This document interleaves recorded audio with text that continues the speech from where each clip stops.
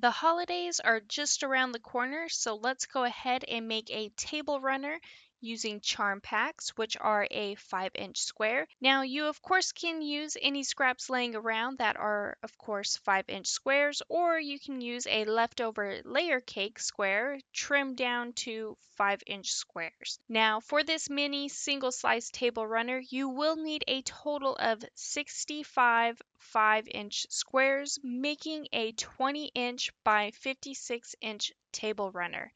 But first up, we are going to select 32 5-inch squares and subcut them into 64 2.5 by 5-inch rectangles. And of course, to make it easier for you all, I will have a free PDF pattern linked down below in the description as well. But once all those rectangles are cut out, you're going to take two different prints and sew them together on the 5-inch side with a 1/4-inch seam allowance. Now, what I'm going to do is take this whole stack of rectangles and chain piece them one right after the other just to make this quilt project go pretty quick. But once all of those mini blocks are made, we do need to trim them down to a 4.5-inch square.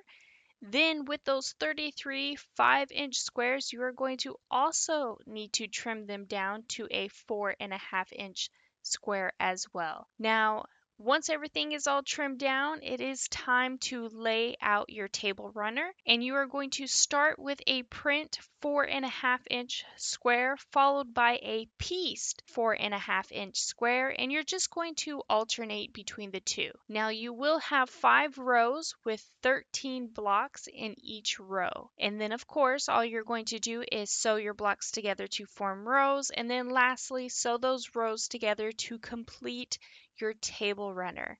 And here is what my table runner looks like all pieced together, and it is now time to quilt it. Now I will be using leftover yardage from a different collection since it is pretty close to matching, and I will be barely, and I do mean barely, just have enough for this table runner, and I will be definitely cutting it so close. But as for the thread choice, a cream or ivory color would actually work pretty well to keep it neutral, but I do also have the color apricot blush as a thread choice to go with these pinks, since I do have a couple different shades of pinks going on. And this light gold color is actually called sand. Now my threads are of course by Glide Thread. I love them so much. Not sponsored, but I will go ahead and go with sand just so it pops a little bit more. Plus this year I do have a thing for golds. But here it is all quilted and bound, and I went ahead and quilted it with the orange peels from my latest video teaching y'all how to make a